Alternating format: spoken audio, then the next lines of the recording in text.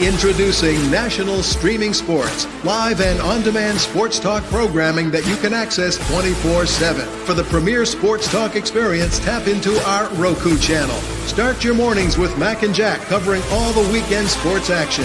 Then pour a cup and enjoy all the sports you can drink on the Coffee and Sports podcast. At midday, talk sports from east to west on the Coast to Coast podcast. Followed at night by some hot girl talk with Prim and Proper Sports featuring Sonja Pearson. Talk boxing on the Gloved Fist. Yankee fans tune in for Start Spreading the News. And there's more on the College Sports Huddle and Sports Scope with Robert Butler. There are 20 podcasts in all and 70 weekly shows giving us a 3.4-star viewer rating. To find us on Roku TV, search for National Streaming Sports on the Roku search bar. Click on the logo and you're in. National Streaming Sports, live and on-demand sports talk for America.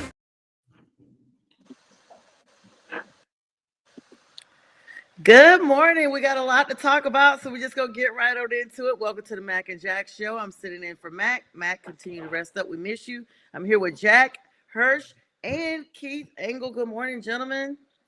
Good morning, Sonja. Yes, and happy You're Friday. amazing, Sonja. You went the distance last night, late night, to hear you back in the morning.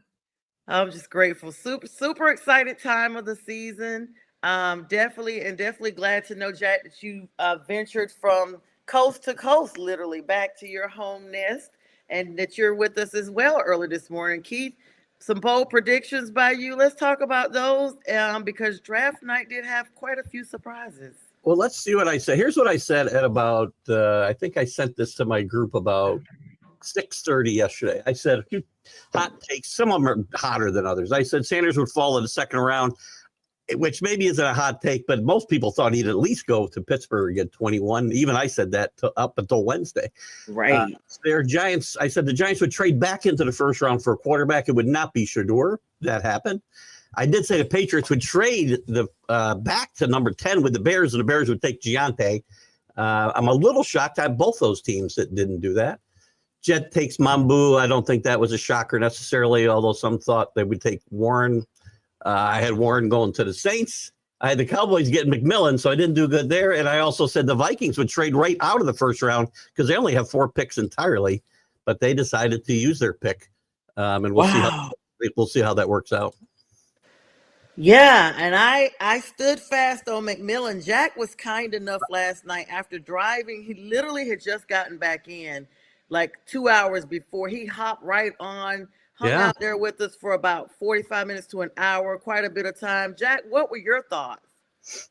I mean, sometimes as a reaction pick, I don't think the Panthers have completely gotten over dealing DJ Moore to the Bears. So this is kind of like a makeup thing. I was scared the Jets were going to do the same thing by drafting Tyler Warren to make up for not drafting Brock Bowers last year. You never really make it up. You know, it's an okay pick for the Panthers, McMillan. Don't get me wrong. I'm not saying it's a bad pick. You know, it gives Bryce Young some badly needed help at the wide receiver position. But could they have, you know, gone in another direction? You tell me. How are you guys feeling? Go ahead, Keith. I'm sorry. Okay. I was just going to say, overall, I think there's far more winners. Oddly, I don't always feel this way. I think there's far more winners in this draft than there are losers. Yeah. Sanders obviously is a loser.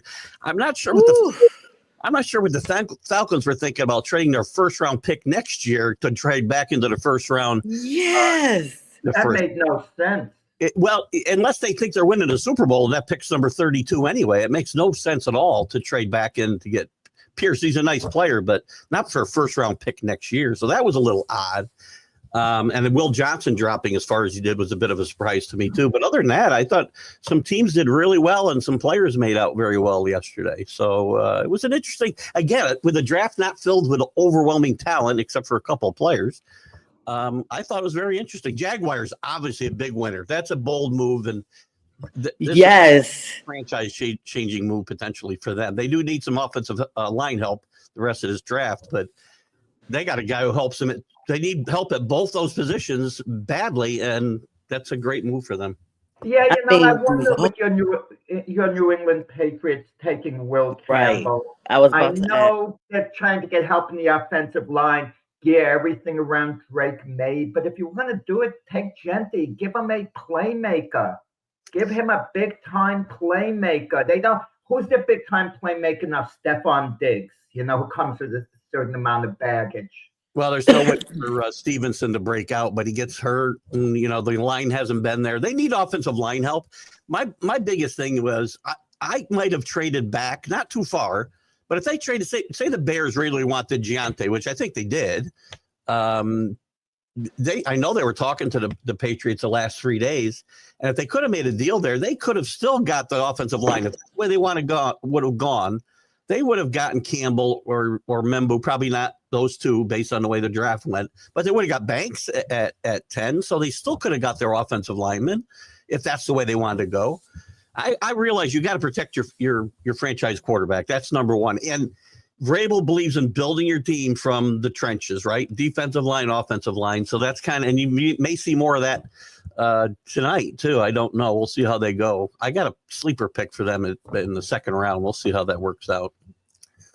Good morning, Monkey. Monkey joined us last night, Buffalo Bills fan. He said last night was a long night. Good morning to you, Monkey. Thanks for joining us this morning. And thanks to Brian as well, the 1A cheek, 3 toes. That's good great. morning to you Thanks. guys. Hey, that's nice. Thanks. That was for a one of the trooper. rare compliments. I don't get it from you, Sonja. I get it from Keith once in a while, in a rare time. But Yes, Jack. Thank you. We were so shocked, and it was so exciting to have you on. We were so happy. We don't want you to get a big head, Jack. I can't give you compliments. Good morning, Richard. But the big story, that's all we heard last night, Shedeur Sanders. Last night, that over and over and over from the first spell to the last. Shedeur Sanders. And I'll be honest, it wasn't completely unexpected because the reports were filtering in that a lot of teams had a second round draft grade on him, and all of a sudden the Saints seemed to cool on him a little bit late. But I don't get it. This is going to haunt, a couple of these teams. I mean, not take him. He's going to be a good quarterback down the line. He will, and I want to make sure that, and my viewers, they tend, then they, again, there's this anti-Sanders bias among, people on social media. I'm not saying I didn't think he should go in the first round, but not because I don't think he could turn into a player. I just don't think you use a first round draft pick on a guy who's going to be, to me, a 50-50 proposition. So, well, do you read anything between the lines, both of you, with the Pittsburgh Steelers? They're still talking with Aaron Rodgers. And if they drafted Shedeur Sanders, there's no way Aaron Rodgers goes to Pittsburgh.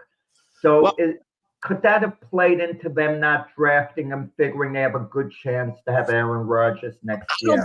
I don't think it plays into it myself because Sanders is not going to be ready to play week 1. He's just not. So they're going to have to sign a quarterback, whether it's him or Cousins is in play in Pittsburgh. And they're taking a quarterback somewhere in this draft. It's going to be, they're going to take a project at minimum. So personally, even if they've taken Sanders, I think it says more about what they think about Sanders than they think about Rodgers and whether he'll come or not. No, my point is Rodgers wouldn't go to the Steelers if they had drafted Sanders last night. Any chance of him going evaporates? I think it's pretty obvious he doesn't want to go to Pittsburgh to begin with. He'd already be there if he really wanted to go. That's what, if I'm the Steelers, I'm not taking Rodgers at this point. And I don't want to go into Rodgers when we want to talk about the draft too much. But if he wanted to be on my team, he'd already be there. They've already started off-season programs. He's missing that important time. So if I'm Steelers, I'm getting a guy who's only coming because I got no other where to go. Yeah, I feel the same way, Keith. And let me grab some comments real quick. Richard, good morning to you. Of course, you guys support Keith by sending him some stars. He does great content, several shows throughout every day. Keith, we appreciate you. Check him out, TGI Sports Talk. Monkey says to you, Jack, he says you were great even if you're a New Jersey Jets fan. The number one. I like that big New Jersey NY. Yeah. And he's up in Buffalo. So guys, you guys actually made a good point. And it's kind of like one of those things you gotta just want to hold it, but you can't hold it.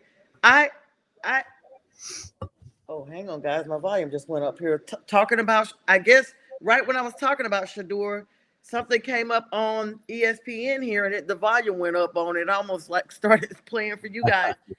My Alexa's off the chain. Wouldn't that be great? They passed a law Shador could stay at Colorado one more year. So I was gonna say, they just retired his number. Okay, so that's number one. Him and Travis Hunter, they did this big production about that. I feel like, of course, last night I couldn't wait to jump on social media after the draft to see what Dion was saying, because he had just, did this big congratulations and God is good for Travis Hunter. Of course, everybody now, Dion immediately put out, Shador had to make a statement basically saying he felt like, and I had said, he's going to say this was not God's will. So, of course, Dion put that out there, and everybody in the comments was talking about Russell Wilson, Tom Brady, and everybody else that was passed over. I mean, it was just, the fact that all this stuff, we've seen this hoopla around him the entire draft. He didn't show up for the combine. He wouldn't throw, but you expect to go to first round. He's getting picked the next pick. We're going to get excited. He's going to get picked at 34 by the Browns. Yeah, but just not first round. That's he's not a first round. And he's not. There's a lot of guys there's less first round talent in this draft probably than any draft I can remember. That's true. But again, do I think it's going to be I know Jack said some teams will regret not doing it. There's always going to be some of those guys, and nobody sees it coming. But again, I'm just not using a first round pick and paying first round money. Yeah, that's the thing. Too, right? You got to pay more money for first rounders. It's just a fact of life. I would have waited. But Kate,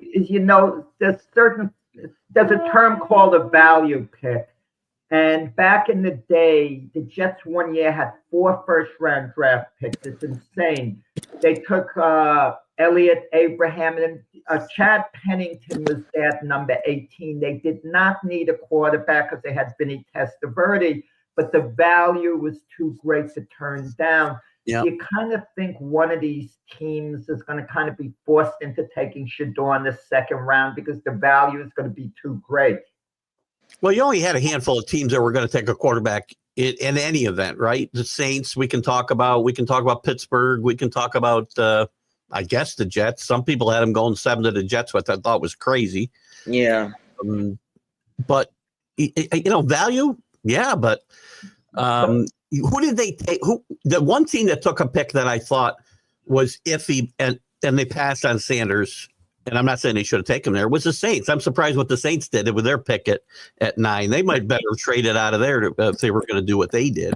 Well, maybe they like one of the other quarterbacks, like a Will Howard. Maybe they think they can wait to the 3rd round, take a Quinn Ewers. No one's mentioning Quinn Ewers' name. I don't get it. I'm baffled. You might hear him tonight in the 3rd round, maybe, or maybe not till tomorrow. It's possible. Speaking of value picks, though, before I forget, one of the other shockers to me was when Pittsburgh did pass on Shador, is that they didn't take Hampton, the running back. Yep, that's what I was going to mention next. I thought that was a big shock. And then I'm thinking, great, everything falls into place for Sean Payton. He didn't have to trade up for his running back, and he doesn't take a running back. Well, think what the Chargers are doing. They take Hampton. They got Najee Harris in the offseason. So obviously they're going to be a pound and ground team, during the season in the Jim Harbaugh mold. Yeah, that's the coach, and that was a great pick falling to the Chargers. And again, it shows how these teams still do not value running backs, and they don't want to have to pay them first round money, except for guys like Giante. So the Raiders lucked out too here. They're winners because everybody was trying to trade ahead of them to get a couple of teams anyway. Probably 5 or 6 teams are trying to trade up to get in front of them to get Giante. And did you guys see when Jalen Walker and his family, because they're Salisbury, North Carolina natives, and when the Panthers didn't pick him and they went with McMillan, the reaction, they were literally booing at his party. At his draft party, booing because he wanted to stay home. But of course, he's going to be in Atlanta, not too far from home. But, what were your thoughts on that? Were you guys surprised? Let's talk about our individual picks. Were you guys surprised that the Panthers went with McMillan? I know throughout we've done a couple of mock drafts, and nobody ever really gave it to McMillan. I thought from the start it would be McMillan. I had read a couple of analyst comments about that, and I kind of stuck with that. Well, he'd been up and down the board. I mean, people had him as high. The Patriots at one point were supposedly locked in on him 6 weeks ago, and that fell away pretty quickly. I mean, he'd been anywhere from like that fourth spot all the way down into, falling into the late teens or 20. Yeah. And I'm not sure what the deal is with him. He's got great size. He's fast. He's a prototype NFL wide receiver, and I think it's a great pick for the Panthers and for Kyler Murray. This is the best thing they probably could have done with that pick. Well, that's Arizona, Kyler Murray. I don't understand the You mean team. Bryce Young? They do the size. I don't understand the lack of imagination that these teams have. If I were GM, I would value a guy who was drafted last year who, for whatever reason, maybe didn't fulfill his potential. For example, if I'm the Jets with the 7th overall pick, you know what I do? I call the Arizona Cardinals. I give them that pick for Marvin Harrison Jr., who's going to be a star in the league, whose progress was a little slow last year, probably in large part because him and Kyler Murray couldn't completely get on the same page. They treat these players like a car that just left, the showroom. It's all of a sudden devalued as soon as it leaves the showroom. But there's some good, value out there. I mean, Keith, you said last year Marvin Harrison Jr. was the best player in the draft. I agreed with you. I mean, don't you think, like him to New England, for example, number 4 overall, if they called Arizona and they offered that pick, don't you think Arizona would flip-flop and they would get like an elite wide receiver for years to come? I would have done that, actually, because I still think he'll be the best player in that draft. I'm not judging him off of one season where he came along a little bit at the end. And again, I don't think the Cardinals or teams don't do that because they don't want to admit they made a mistake, first of all, right? No, if they get what's perceived as equal value, then it's okay. Then they will move on. Yeah, let's grab some comments real quick, guys. Carlos, Ryan, good morning to you. Carlos says the Giants should have gotten more than just Carter and Dart. He said, what a waste and terrible decision by the Giants, especially the way this class of players were ranked. I agree, especially when they traded back best player in the draft. First of all, they got a guy who's going to be a game changer on defense. Carter's a great pick. And trading back into the first round, you have to have a quarterback.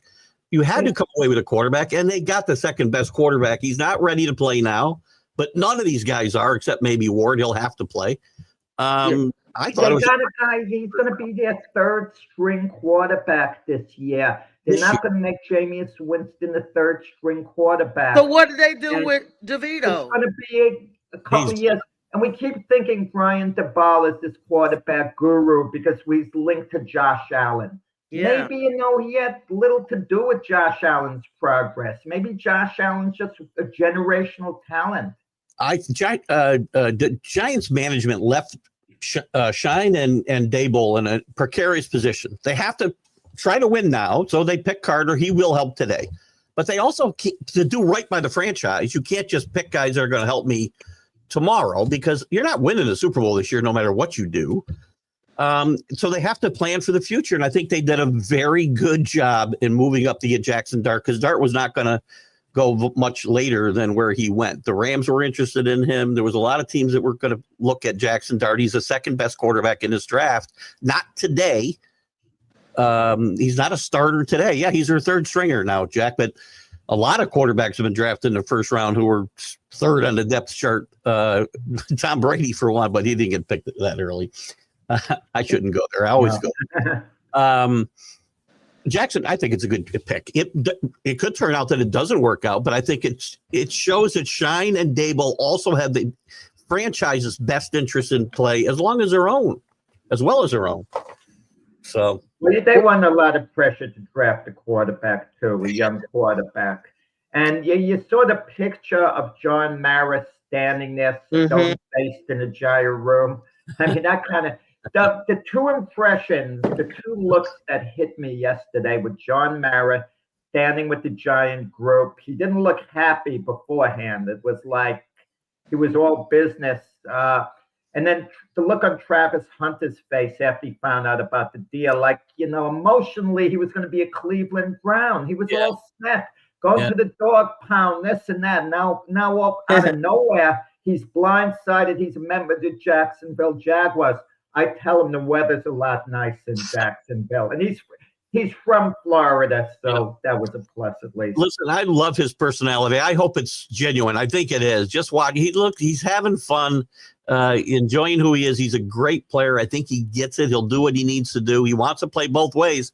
He'll get a chance to do it in Jacksonville because their new coach is a pretty good offensive mind, and he'll find ways to utilize him on offense. So I hope he's the real deal because I just love his attitude right now and his personality. Well, that's the question, Keith. You're assuming he's basically going to be a cornerback for the most part, at least in the beginning.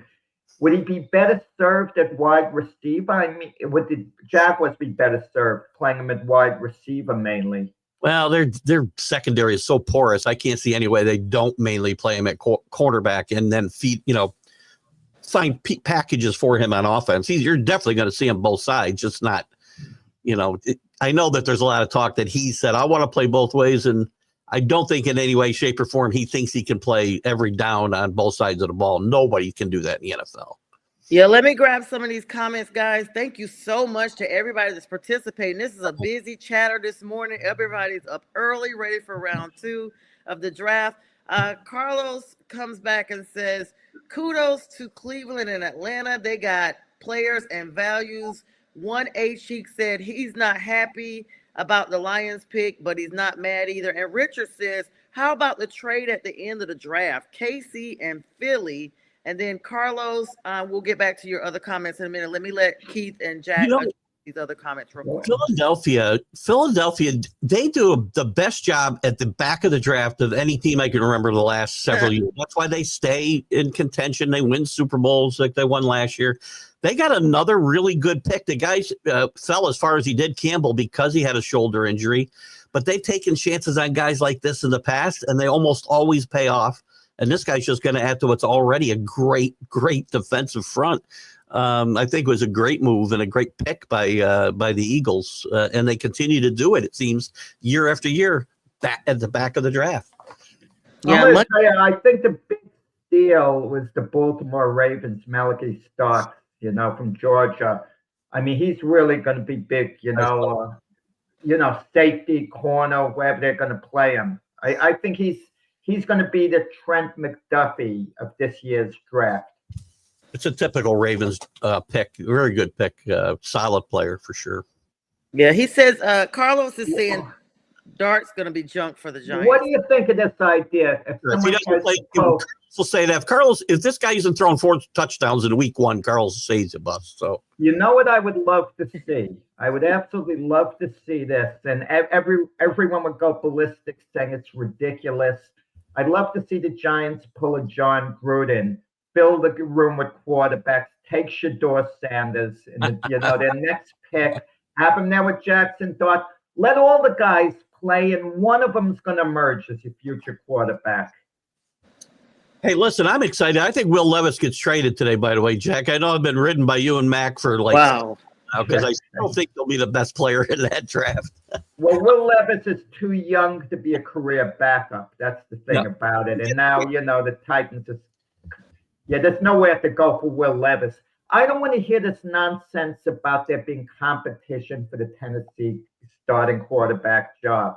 The way Urban Meyer did with Jacksonville when they drafted Trevor Lawrence. It's Cam Ward's job. Case closed, no discussion.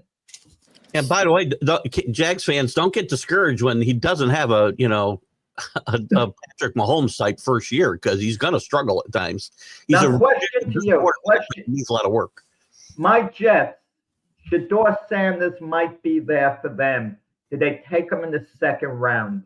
For who? The Jets. Sanders, the Jets. Should they take him in the second round? Because once you take Shedeur Sanders, it's basically letting Justin Fields know he's not the quarterback of the future. Yeah, he's on borrowed time. He's young. It's not the same like Russell Wilson, an older veteran. They're going to have to trade make a trade to get him because the Browns have 2 picks in the first 4 picks or 4 or 5 picks in the second round, and they're going to take him with one of them. Browns might wait for like a Will Howard in the 3rd round. They could. I don't think they will. I think they're taking a quarterback probably at 34 or 33. Sorry. Jets. I don't even know where the Jets picking around to. I can't find them. Carlos, who is your team? Carlos said the Giants can't develop film, and he says that Sean and Dayball can get the next train or whatever the NFL black hole has. He clearly does not like the Giants. Let me grab some. That's different. Monkey says you can't wait. You can't draft a wide receiver with your first pick after signing Diva Diggs. That's he's talking about basically the Bills and stuff. He'd be nothing but a headache because he was with them. What do you guys think about the Cleveland and Atlanta? I'm looking at the grades of the draft last night. Arizona got an A for drafting Walter Nolan, and then they're the only ones from round 1 that got an A as a grade. The Atlanta Falcons following them closely with a B. And I'm mentioning that because people are saying that the Atlanta and Cleveland got the real wins. Atlanta taking Jalen Walker and James Pierce Jr. They are graded as a B. Again, they're fine, but them giving up a first round draft pick next year, dumb, yeah. In my mind, I don't know who's doing those rankings, but Jacksonville's got to get an A in my mind, and so do the Giants. Well, hang on, guys. I misread because they're putting them in alphabetical order. Wow. So I see some more A's now. So Baltimore, the Bills got an A-. So there's some more. Yeah, Jack. Yeah, I mean, Keith would know the quarterback class of next year better than I do, and it's supposed to be really, really good. And my thought is maybe the Browns have a plan that next year is a complete rebuild. And they don't mind. I mean, they want to win, but they're fully aware they have extra draft capital, and they can maybe get an Arch Manning at the top of the draft. Well, I don't think this draft next year is as strong as people think. You got Manning, maybe. He likes it at Texas. He may not come out. If he's the number 1 pick, just like with Cooper Flagg, it'll be hard for him to stay there. But besides him and Alar a little bit with Penn State, maybe Nussmeier at LSU, I don't see a lot of guys who are no-brain first-round draft picks in this next year's draft either, other than those couple guys. He said undercover win for the Jets is what Carlos says. Well, they have a good offensive line, know. That's a very good pick for them. It's a safe pick, and he's a very good player, and you got to protect your quarterback. What do you guys think about Mount? We heard the Jets had a good offensive line for Aaron Rodgers, Tyrone Smith, Morgan Moses. Those guys are gone now. It didn't work out, so you never know. Right. Well, Carlos said, look for a Bryce Hall trade from the Jets, Jack. We've heard that over and over and over, but Aaron Glenn reportedly is going to do things more by committee. I like the idea with Bryce Hall standing out. Elite teams usually have one featured back for the most part, okay? But Bryce Hall didn't have as good a year last year as he had the year before that. So, if the Jets were going to I thought they might take Ty Warren at that about Membo. I like Warren a lot. And I was surprised that Loveland went before him, actually. Yeah. I thought the Jets might gamble because he's the kind of guy who can really help a quarterback like Justin Fields, I think, year 1 again. But Membo will help as well in protection. But Warren does it all. He's a good blocker, and they play him all over the field at Penn State. So I thought they might gamble there a little bit, but I can't argue with the Membo pick. How you guys feeling, Keith, about Will Campbell coming to the Patriots? I mean, that's a B- grade, pretty decent. Is he the guy with the short arms, Keith? He's got short arms. His wingspan is not very big for a lineman, but he's got really great technique. He's strong as an ox. I think he's going to be a really solid NFL player. I don't think they could have gone wrong. The only other choice was going to be Membo unless they traded back. So they kind of had a coin flip between those two, and I think Will Campbell will be a player. He played almost at LSU since the day he walked on campus, so he's got a lot of experience and playing in a very good conference, obviously. And I think you're going to see that'll be a positive pick. I would give it better to B+, actually. But I think Carlos is right about Loveland being a reach. Yeah, Loveland was a reach. Yeah, I would have gone Warren before Loveland for sure. How you guys feeling about Mimbo, Jack? You guys got him the 7th pick, round 1. I mean, he was the Offensive most tackle. logical pick. It was coming down between him and Tyler Warren, the way it seemed that the Jets were going to take one of the two. And all the silliness with the Shador Sanders talk, it wasn't going to happen. It wasn't, based on reality. But good pick for the Jets, then. We'll see what happens the rest of the draft. I mean, the Jets, unlike last year, they have a lot of needs. I mean, it seemed like last year on paper they were so solid everywhere, and now that kind of fell apart. You agree they'll take a quarterback somewhere in this draft as a project? I think they will. They had Jordan Travis from last year who was injured from Florida. Yeah. So you're going to give up on him. I mean, there's your young developmental quarterback. They have Tyrod Taylor as the backup. It's so easy to say draft a quarterback. Let's say the Jets took Will Howard, Quinn Ewers, McCord.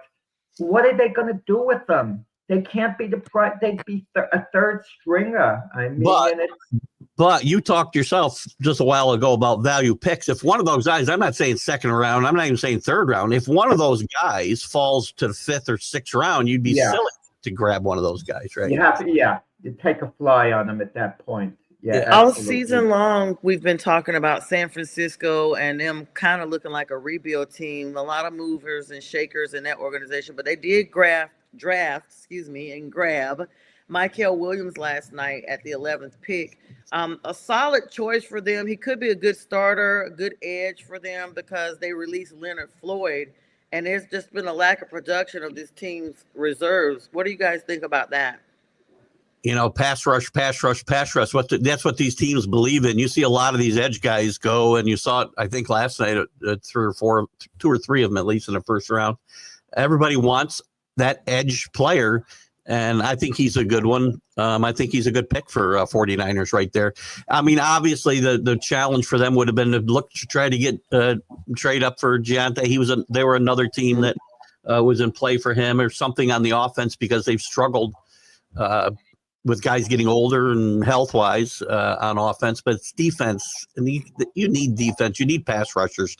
Pass rushers just change the game so much because they just everything the other team's trying to do. That's why it's so important to have. That's why the Eagles are so good, right? They what you want to do. They got an egg on their draft. We sometimes see these redrafts like 1 year later. And when you talk about Michael Williams, you think of Jared Verse in a way. If the teams could redraft 1 year later, I mean, he went to the Rams at what, Keith, about 21 or thereabouts. Way late. But imagine how high he'd be drafted this year. He would probably be top 5 in a redraft. 100% be a top 5 pick right now, for sure. Let me ask you guys a question. So during the whole draft process, we heard about how Travis Hunter said he wanted to play on both sides of the ball. Do you guys think that the Jaguars allow him to do that? To some extent. I mean, there'll be packages for him, as I said, on offense. He's not playing every down. Nobody can do that. He's going to be exhausted. Yeah, nobody can do. He did in college. That's one thing, right? And that's still a superhuman accomplishment in my mind. Right. There's no way he can play even 80% of the snaps on offense. Let's just say he plays cornerback. He's not playing 75 or 80% of the snaps on offense. He just isn't. Yeah. Keith, I don't know about that, Keith. I mean, he's young, has all this energy. You're putting him in a position where he can't. Keep in mind, there's a lull between plays. You just recharge yourself and so on. I think he can actually do it, Travis Hunter. But just because you're not targeted on every play, say as a wide receiver, does not mean you're not exerting yourself. You're not blocking. You're not having to run full out on routes. Unless you're, taking plays off like a lot of guys do. But that's not going to be this kid. Just my opinion. I think it's the opinion of a lot of NFL people. Nobody's going to be able to play that many downs on both sides of the football. It doesn't matter. You can play him. Yeah, he's young and got a lot of energy. You want to burn him out in 3 years. Are they going to appease him, maybe make him happy if they limit the amount of plays he has on one side and the ball, let him return punts and kickoffs? Yeah, I wouldn't. I'd use him in those types of situations. Yeah, absolutely. I want to listen. I want to make use of his unique talents, right?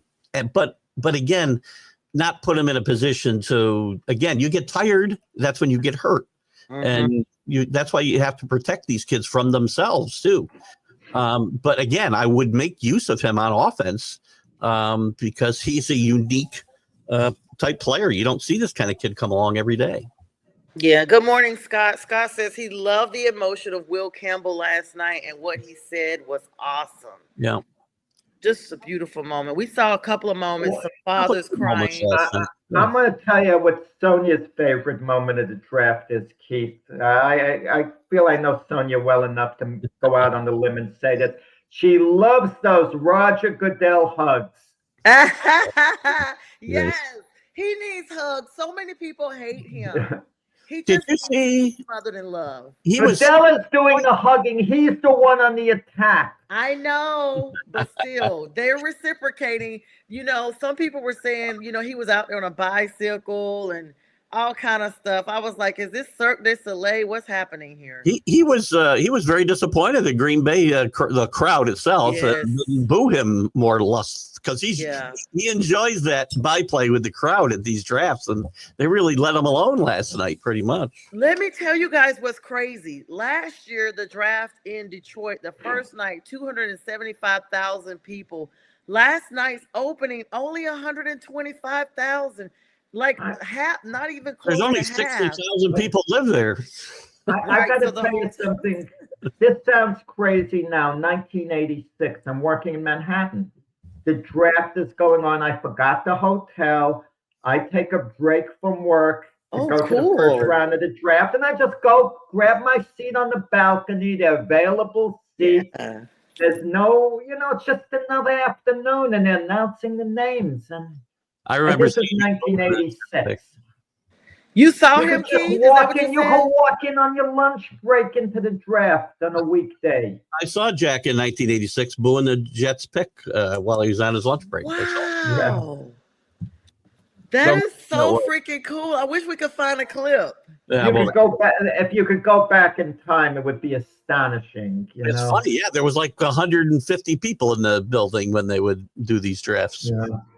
Man, and then in Lower Manhattan, such a beautiful city, one of my favorite cities as well, just to have that experience and just to know what it is now. Scott said he think it froze over Green Bay because it chose a wide receiver in round 1. Yeah, you know what? Get the feeling. I'm sorry to cut in. Did you get the feeling it was a little dig at Aaron Rodgers for the first time since so-and-so we got a receiver, giving Aaron they tweaked him a little? Maybe. I thought so.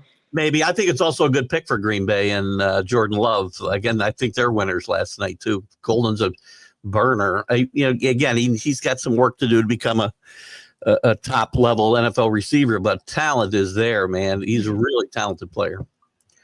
What you guys think about Greg Zabel from going to Seattle? That was a pretty good pick. I mean, Seattle definitely, now they don't have Geno. They're going to be looking towards doing some big things. Gray is an offensive guard. That's going to be really good for them. He's versatile, and he has a 5-position versatility. Like, he's really good. Yeah, there was like 10 offensive linemen that went in this first round, and I'm not shocked because, again, you pay a lot of money for these quarterbacks, and teams have got to do a better job of protecting them. Mm-hmm. Again, that's one of the knocks on Sanders, by the way, was the fact that he held the ball too long and got sacked like 90 times the last 2 seasons at Colorado. So, again, these are all important things. And offensive line, I think he's starting to see that they need guys to protect these expensive quarterbacks. Well, they got him Cooper Kupp, but Darnold's contract is such. If he's a disaster in Seattle, it would be like $55 million for 1 year. So they'd be paying him like an elite quarterback for 1 year. If they moved on from him 2 years, it's something like 60. I forgot what the amount was. I shouldn't start going with the totals. But the contract is structured where they take a hit for 1 year, but then they can move on. I think for quarterback somewhere as well in this draft. I know they got a bunch of them on roster right now, but they may take a flyer on somebody in this draft just because of that Well, fact. Drew Lock is the backup now at Seattle. Yeah. Well, we saw how he did. We saw how he did.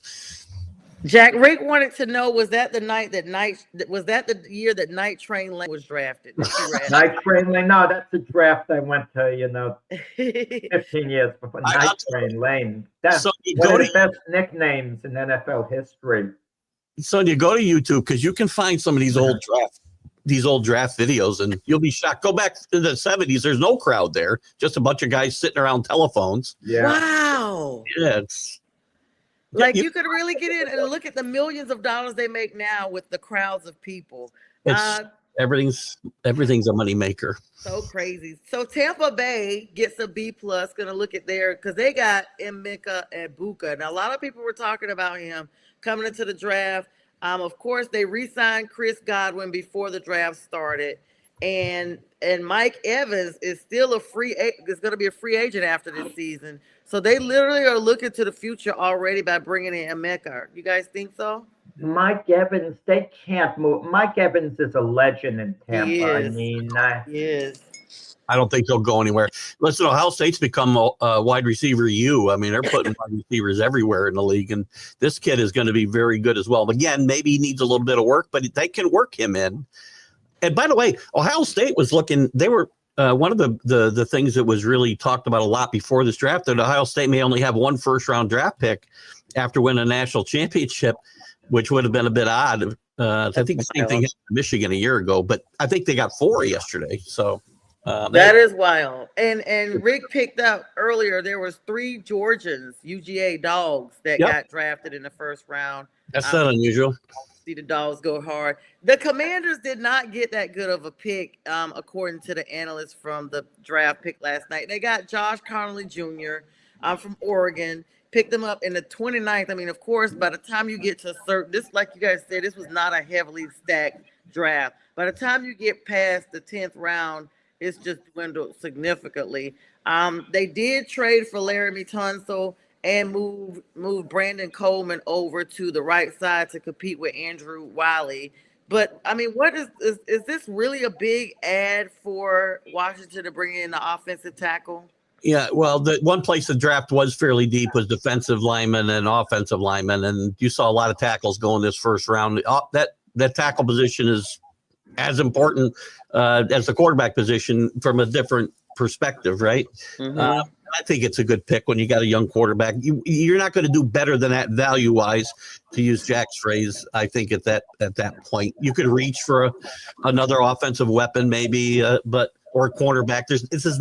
That's the funny thing. This isn't a draft full of guys who are going to score a bunch of touchdowns and cornerbacks and shut down cornerbacks. It wasn't full of those guys. So I think at that point in the draft, that's a pretty good pick for Washington. And they got Deebo Samuel before the draft. Who are they going to draft as good as Deebo Samuel? The same we talked about Seattle a little while ago, helping Sam Darnold. Well, they got Cooper Kupp.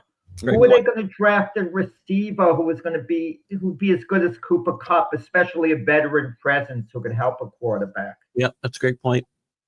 They're not sexy picks, right? They're not sexy picks. Nobody wants their team to pick offensive linemen. It's boring, but it's important to the success of your football team. So, and you're right, Sonja, when you're picking that late in the draft, 29th or whatever, you could take a little bit of a chance on a guy. If you foul up that pick, it's bad, but it's not disaster. It's like New England going 4th overall. They had a lot more good options. So if you mess that pick up, it looks really bad. Absolutely. But the Eagles, who switched just for that last position, like Keith said earlier on, they always come up with a good pick. They got graded an A for bringing in Jahad Campbell because he can play inside or outside as linebacker, guys. He's top 10 talent. He fell as far as he did because of the injury issues. And I think if they find a way to keep him healthy, they've got another steal on their hands, which they've done a couple times the last few years. Wait. You know what I don't get, Keith, Sonja? If you're Andy Reid and Philadelphia just wants to move up one spot, I'm dying to know who they want to take, and I want to take that guy because I believe in Howie Roseman. Even though he's not with me, I believe in him. I'm 100%. taking that guy. Did Kansas City have no idea who Philadelphia was taking? Because That's if what they I had a was good thinking. idea, why didn't they take the same guy? Well, I think they know who they wanted, and they knew the Eagles, were afraid of losing Campbell. So, although they would have got him with the next pick. It is a very weird trade. It's just swap spots. It's very odd. I don't remember what the rest of the. I think I got a 5th-round pick, which has a little value, Yeah. there. But Yeah. And my guess is they were sold on Simmons, and they knew they wanted offensive line help, so they weren't taking a defensive player in that spot anyway. So they gave a 5th-round pick. Getting back to quarterbacks prediction, Quinn Ewers, where does he go? I say goes to New Orleans. Yeah, that's what I was 3rd about. round. I was just about to talk about them. Yeah, I think New Orleans would be a good spot for him. Yeah, speaking of New Orleans, they got Kelvin Banks Jr.'s last night. This is the 4th offensive lineman they've taken literally in the last 6 drafts. They always are grabbing offensive linemen, trying to build that line up. But they had a need, especially after Ryan Ramczyk retired and Trevor Penny, the end of his contract year. I mean, they got the number 9 pick. I was shocked about this pick. I'm going to be honest. I was kind of riding with Jack the whole time that this would be a Shador position. And once Shador slipped out of the top 10, then I was like, okay, he'll go to number 21. But this offensive tackle that the Saints grabbed, I mean, I'm not really sold on the pick. What do you guys think? Well, no, I mean, I'll just say something quickly. No team needs a quarterback as badly as the New Orleans Saints, and I include the Pittsburgh Steelers. They at least have Mason Rudolph, who came up through the Steelers system, has been with them his whole career, except for one season last year. New Orleans desperately needs to address the position, and don't tell me about Spencer Rattler, please. No, I agree. But I'll make I would look for a quarterback, but I would have traded out of this 9 spot because I could have got anybody that I wanted, obviously, later on. So you could trade out of here and get more draft picks in this draft or in the future, and I would have taken a quarterback. They could have traded down and got Jackson Dart. So that's what I thought was going to happen. Yeah, I think that would have been smart. Listen, offensive linemen are important. I keep saying that, but if you don't have a quarterback, they're not important. So. Good morning, Mike. Mike Carrico, one of the producers over at the Huddle Sports Network. Thanks for joining us this morning, Mike. Yes, getting ready for round 2. The Bears pick the Chicago Bears. That's Mike's team, NFC North. What do you guys think about them grabbing their pick? Let me see, who is this guy? Well, they took Loveland out of Michigan. Loveland. Yeah, Loveland. What do you guys think about? I like him, but I don't think he was the best tight end on the board. I think it was Warren. And I'm surprised they passed on him.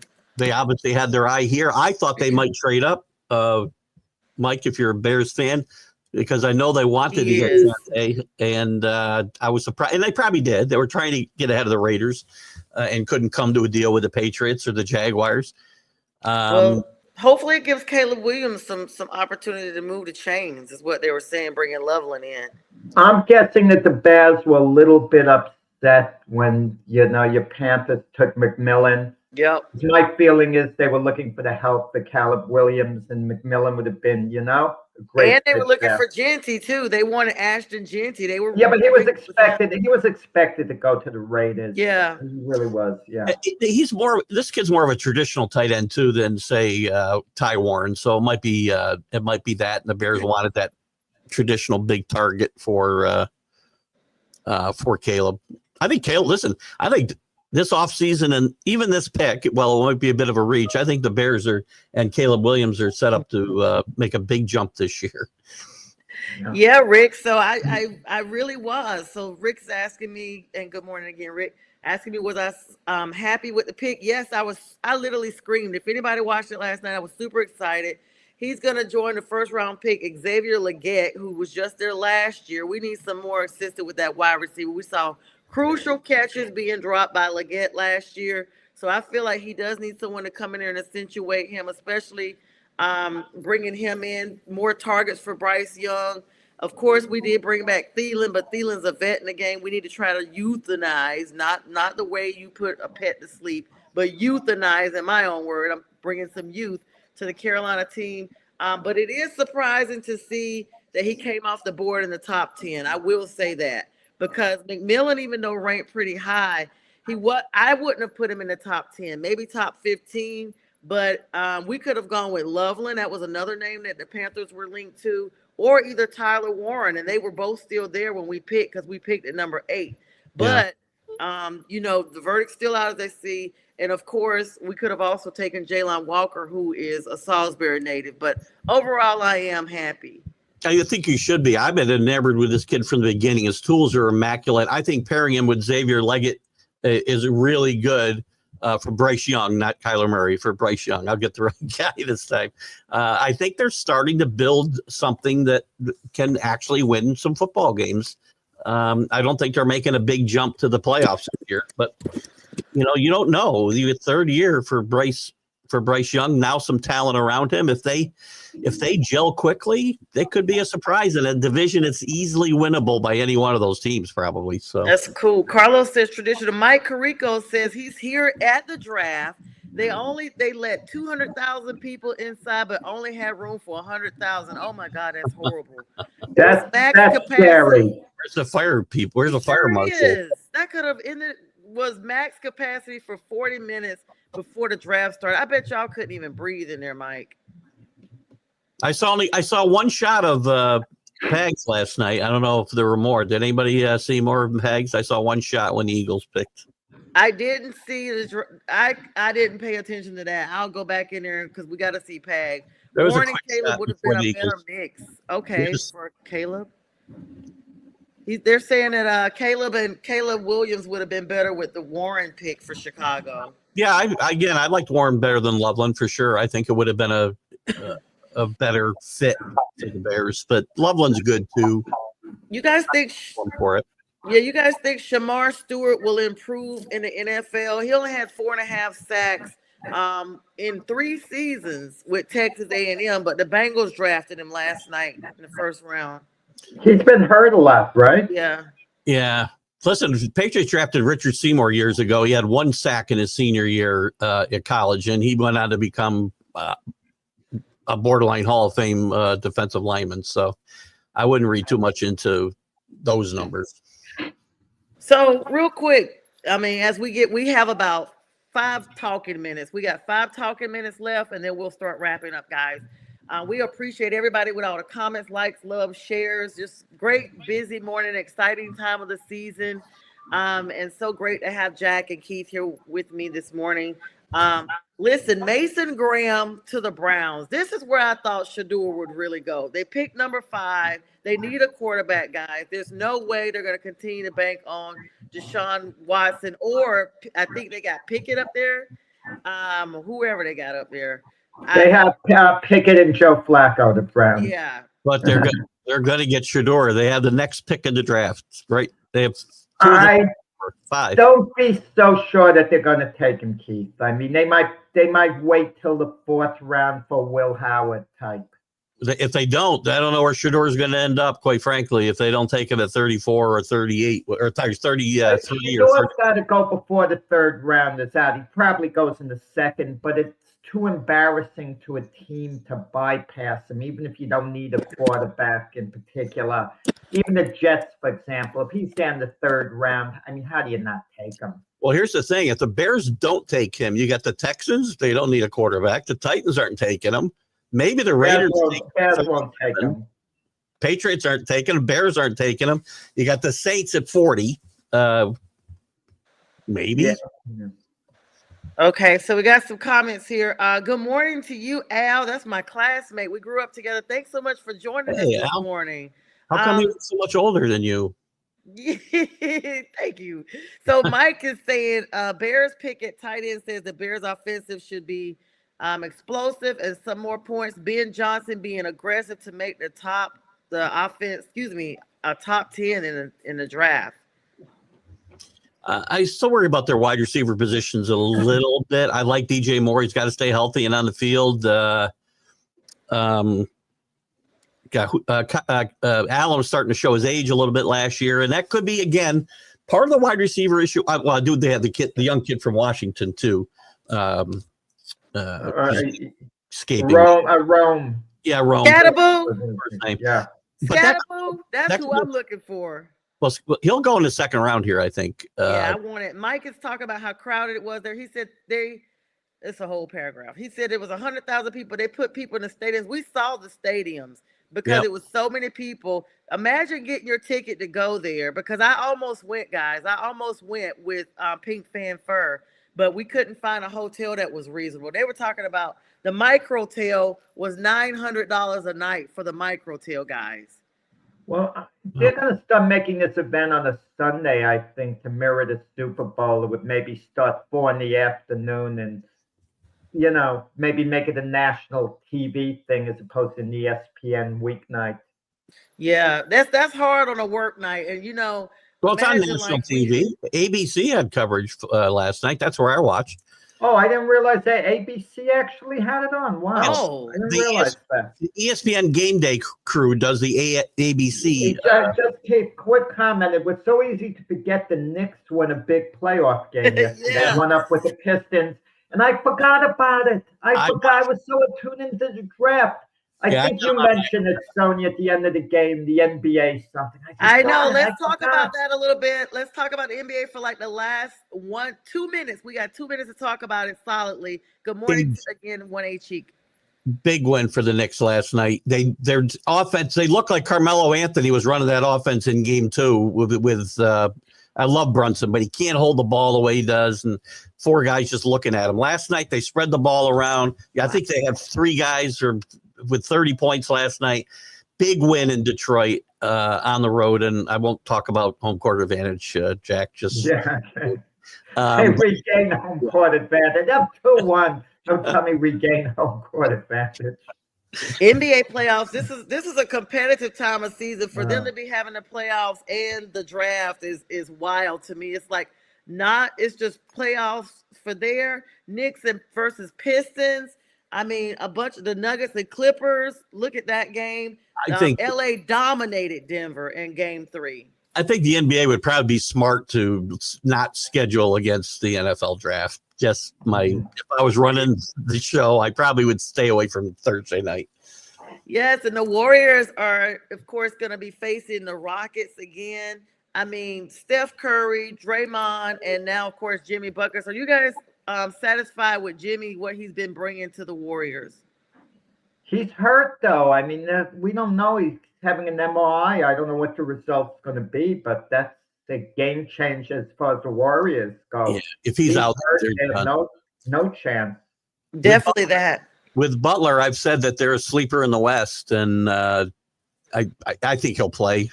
Whether he's 100% is another story. But I think the Warriors are really good I thought that was a really good trade. I didn't like the way he made it happen, but I thought he was a great addition to this Warrior team.